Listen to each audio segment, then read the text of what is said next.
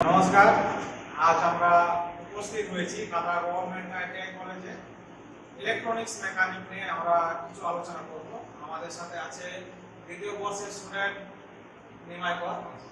তো আমি জিজ্ঞেস করবো, প্রথমে জিজ্ঞেস করি কেমন আছো? ভালো লাগছে।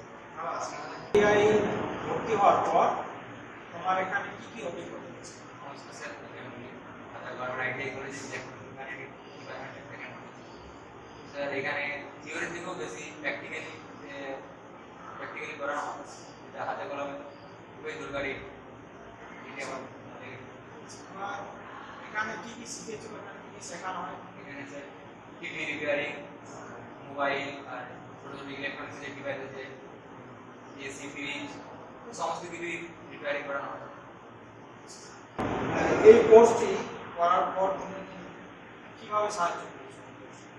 ভবিষ্যৎ পরিকল্পনা আমার, আমি ভালো একটা ইলেকট্রনিক্স ফিল্ডে চাকরি পেতে চাই এবং এই কোর্সের থেকে যা শিখেছি হাতে কলমে বাস্তবে আমি তা প্রমাণ পেয়েছি এবং এই প্র্যাকটিক্যাল ক্লাসগুলো খুবই ইম্পর্টেন্ট এবং অনেক কিছু শিখতে হবে।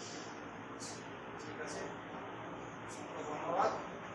তো আজকে সাক্ষাৎকারে অংশগ্রহণের জন্য আমাদের ধন্যবাদ। এবারে আমাদের সাক্ষাৎকার এখানে শেষ করছি।